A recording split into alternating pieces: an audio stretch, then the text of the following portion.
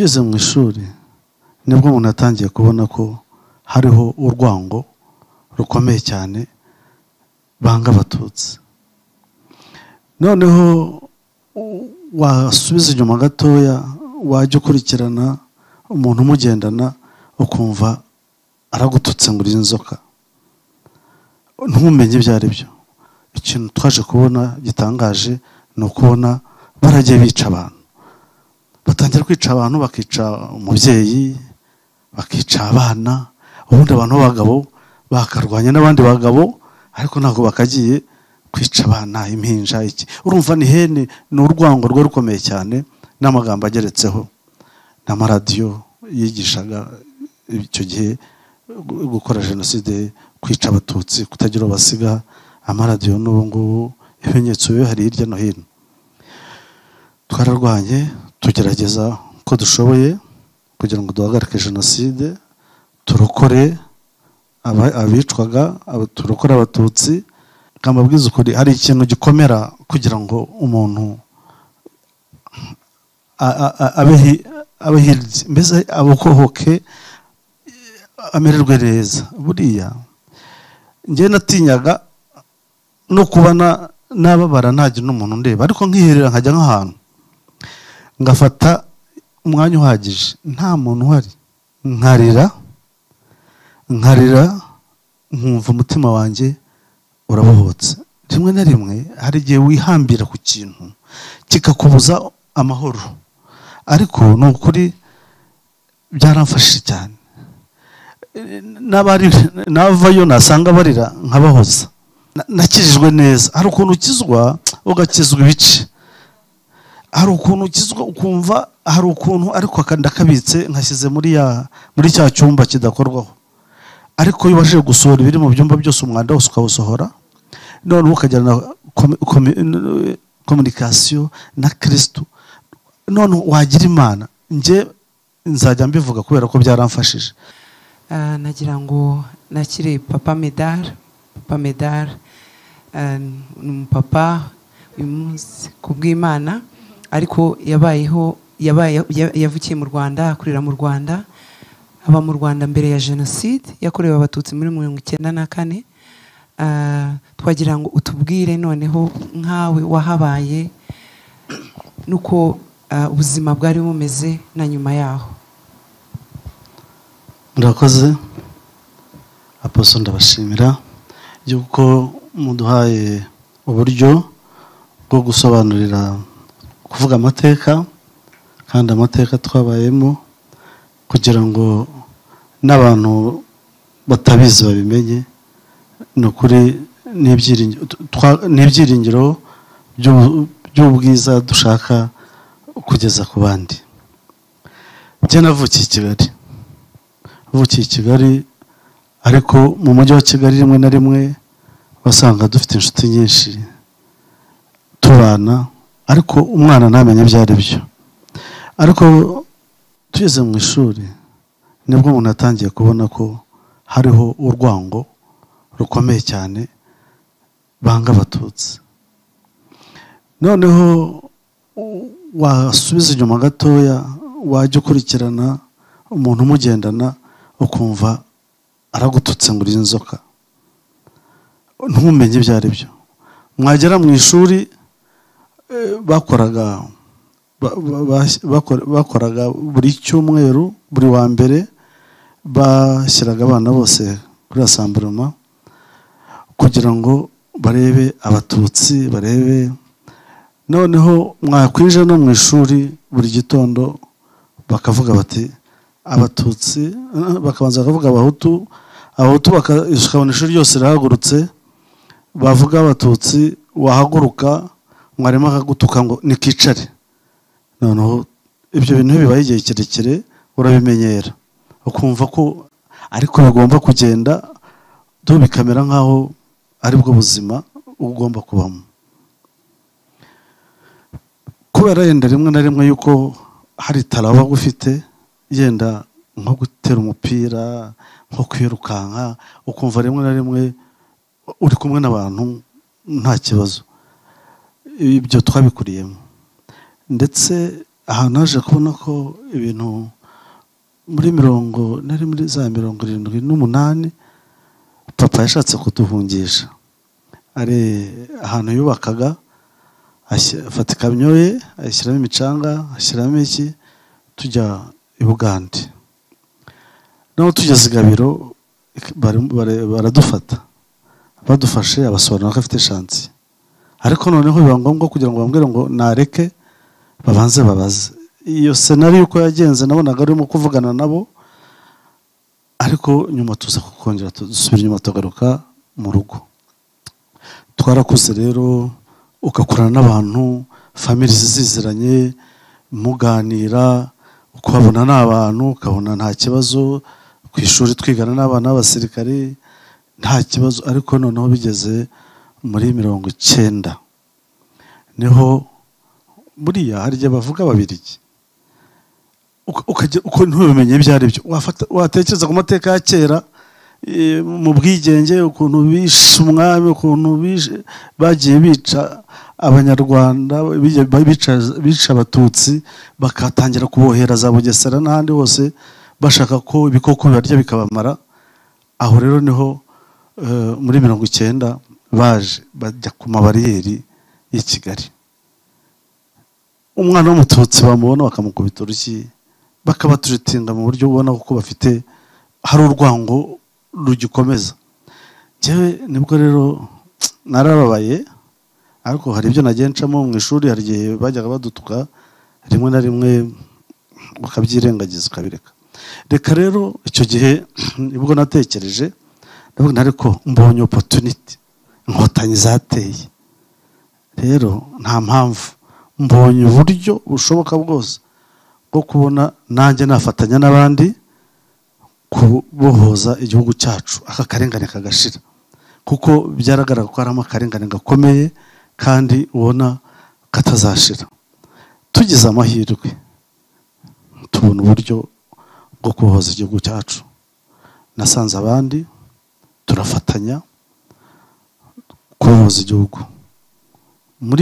Mu gihe kigeze rero cyo muri 94, ariko bari baratangiye kwica abantu i Bugesera, bagatwika amazu. Ugasanga ukuntu batwika inzu barimo gutwika i Bugesera, iyo mu za Kibirira n'ahandi, birasa n'ibintu bakoze muri 59 batwikira Abatutsi. Noneho icyo gihe ubonaga ko sayini zose zihari, byanze bikunze ko abantu bazongera bagakora nk'ibyo bakoze mbere. Twararwanya intambara, turabanesha, turabirukansa, ntabwo bigeze bahagarara imbere yacu. Ahubwo bo ikintu twaje kubona gitangaje ni ukubona baragiye bica abantu, batangira kwica abantu, bakica umubyeyi, bakica abana, ubundi abantu b'abagabo bakarwanya n'abandi bagabo, ariko ntabwo bakagiye kwica abana, impinja, iki. Urumva ni hene, ni urwango rwe rukomeye cyane, n'amagambo ageretseho, n'amaradiyo yigishaga icyo gihe gukora jenoside, kwica Abatutsi, kutagira basiga. Amaradiyo n'ubu ngubu ibimenyetso biba hari hirya no hino. Twararwanye, tugerageza ko dushoboye kugira ngo duhagarike jenoside, turokore abicwaga, turokore Abatutsi, turabarokora bamwe, abandi tugasanga barabishe. Noneho nigarutseho, urumva jewe burya iyo bari bukwicire, iyo hari urupfu rubaye ku mubyeyi wawe, burya byanze bikunze urabyumva.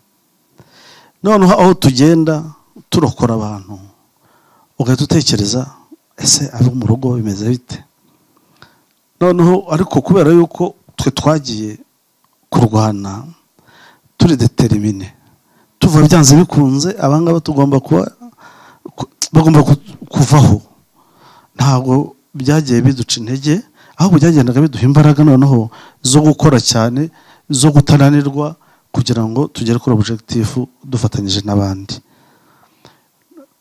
Hanyuma umunsi umwe numva umugongo urandiye, numva mu nda harandiye, nyoberwa ibyo ari byo.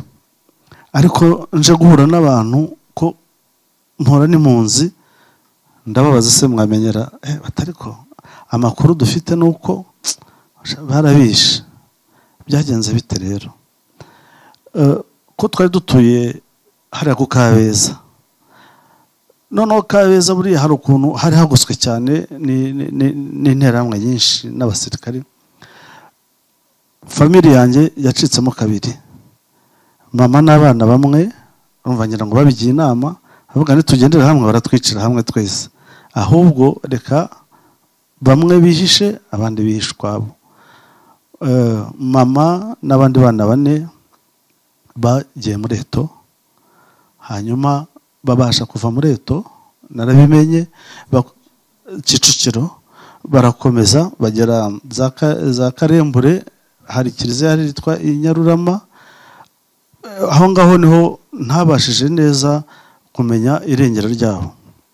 Papa n'abandi bana babashije bo kugera muri Mirikorine, ari nabyo ezemo yego byarajanjaraguritse, ariko yagezeyo yabashije kubaho, nabashije kumubona. Ariko noneho nyuma aza kwitaba Imana, ariko nshakisha noneho mama, naramushatse. Noneho natangira nabona abantu babandi abo bajyaga bajugunya muri Nyabarongo, avuga ese ubu yenda yaragiye tu, ubu yenda babona umuntu azajya gushakira i Bugande, cyangwa se ndashaka kugeza uyu munsi. Nibyo umushumba yatwigishaga, hari igihe bumva ari amagufwa uyabonye agahinda kashira, ariko ntabwo byashobotse. Ubwo rero bikomeje gutyo nsanga ntaho bizagera. Nibwo rero nigira inama yo guhindura page, yo kubyiyibagiza, kugira ngo mbashe gukora akazi k'abandi, mbashe no kuba nanjye natera imbere ubwanjye. Biramfasha, ntangira gutekereza aho gushaka umugore vuba. Avuga reka nshaka umugore, mbyara abana, byibuze umutima wanjye uramererwa neza. Imana yaramfashije, mbona umugore wanjye muramuzi, umugore mwiza n'abana, numva umutima wanjye ubaye Romediye. Uyu munsi rero ndetse no mu minsi yashize ntabwo ngiye nari kugaragaza ayo marangamutima ameze gutyo, kandi nanjye hari abantu ngomba gufasha. Ntangira kwishyiramo gutangira gutekereza kubabarira abantu baduhemukiye, ndabikora birakunda. Ntangira gutekereza nanjye kwiteza imbere. Ntabwo ni ukuri, mbabwiza ukuri, iyo ngomeza gutekereza kuguma muri ibyo bihe, ntabwo nari gutekereza gutera imbere, ariko nagerageje kwiyubaka moraluma mu mutima wanjye, ndetse no gufasha n'abandi uburyo bwo kwiyubaka. Rero ni ukuri iriya mateka tugomba kuyabwira abatayazi bakayamenya. Gusa nyine igihugu cyacu ndagishimira ko abo bana bose barokotse jenoside yakorewe Abatutsi, abo bana bose babashyize mu mashuri, barize, ubu ni abantu bakuru, ni abayobozi, ni abantu bari mu kazi, ndetse n'ababyeyi b'incike. Igihugu cyacu nacyo kibitaho ku buryo batari abantu bajugunywe, ku buryo n'iyo abo banabikoze bababonye basanga batabishima hejuru yenda yuko ari abantu bameze nabi. Ndashimira cyane igihugu cyacu n'umuyobozi w'igihugu cyacu uburyo kutwigisha, nkatwe twumvaga mu by'ukuri icyari gukurikiraho cya mbere ari ukwihorera, ariko ntabwo twari kuba twubaka igihugu cyacu. Twarigishijwe, twigisha kubabarira, natwe bituzamo. Murabona aho igihugu cyacu kigeze kubera ko cyubakiye ku buyobozi bwiza. Ikindi ni uko n'umushumba wacu baradufasha. Mu by'ukuri abantu bakabaye babasha kumugera imbere baremerewe mu mitima, aturemamo ibyiringiro.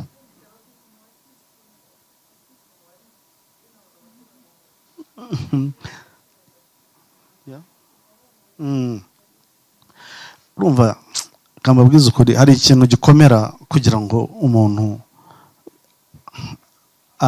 abe mbese abukohoke, amererwe neza. Buriya njye natinyaga no kubana nababara ntagira n'umuntu ndeba, ariko nkiherera nkajya nk'ahantu ngafata umwanya uhagije nta muntu uhari, nkarira nkumva umutima wanjye urabohotse. Rimwe na rimwe hari igihe wihambira ku kintu kikakubuza amahoro, ariko ni ukuri byaramfashije cyane. Navayo nasanga barira nkabahoza ko nanjye nabikoze, kandi nkumva umutima wanjye urabohotse. Hari ikintu kidufasha, ni ukuri Imana ikunda abanyarwanda, kandi natwe dukunda abanyarwanda bose. Noneho abacitse ku icumu ryakorewe, abacitse kuri ubwicanyi, kuri jenoside yakorewe abatutsi, irabakunda cyane, kuko kuba barabayeho twe dufite realite tuzi. Njyewe nayo ifite ibintu bibiri cyangwa bitatu ndimo kurwana nabyo. Njyewe nahagarikaga jenoside, narwanaga, ariko nanjye nkumva mu mutima wanjye nanjye n'uwo rica abantu banjye. Ni imbaraga zikomeye cyane kugira ngo ubashe guhagarara muri ibyo bintu kandi ubigendemo neza. Imana yaramfashije, ibimfashamo neza, ngera naho njyewe numva Imana hari ukuntu igukorera ibintu nkanjye mbikubwiye nkakubwira ngo nzutse nk'inshuro 100 ntushobora kubyumva, kubera ko niba Lazaro yarazutse, njye nabaye narabibonye, nabonye n'abari bapfuye bari munsi mu myobo, ukabona munsi y'abandi avuyeyo umuntu akaba muzima. Kuvuga ngo Imana ibigufiteho umugambi. Imana ifiteho umugambi, kuko rimwe na rimwe najyaga numva kubabarira bigoranye, ariko Imana inshoboza. Uzi guhura n'umuntu akakubwira ati ndafunguwe, urafunguwe, kandi amaze imyaka 19, kandi umusozi wose yaramuze, mugahura akaza gusaba serivisi, wamfashije kugera kuri iki, yarafunguwe, ukumva yabaye umuntu nkawe, ukumva kumufasha ntacyo bitwaye, ukamufasha, ukabona ubuzima burakomeje bigenze neza. Muri make rero njye nagiriwe Imana yanjye ubu noneho nakijijwe neza. Hari ukuntu ukizwa ugakizwa ibice, hari ukuntu ukizwa ukumva hari ukuntu, ariko ndakabitse nkashyize muri cya cyumba kidakorwaho, ariko iyo ubashije gusohora ibiri mu byumba byose umwanda wose ukawusohora, none ukajyana communication na Kristo, none wagira Imana. Njye nzajya mbivuga kubera ko byaramfashije.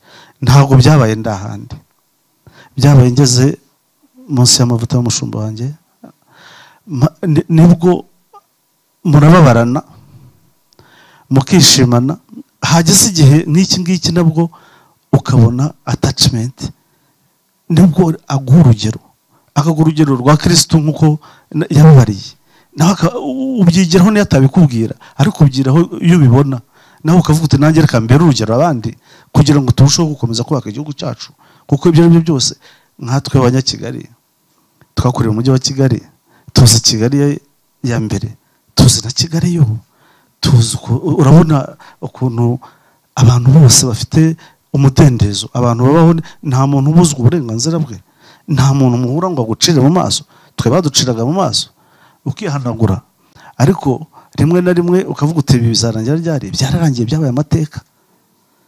Rwose umushumba, iyi porogaramu ikomeza benshi, abantu bararuhuka ku mutima, kandi iyo bamaze kuruhuka ku mutima, umutima niwo Kristo yiberamo, icyo gihe n'icyo utashoboye kugeraho nacyo kigeraho. Murakoze, ndabashimiye.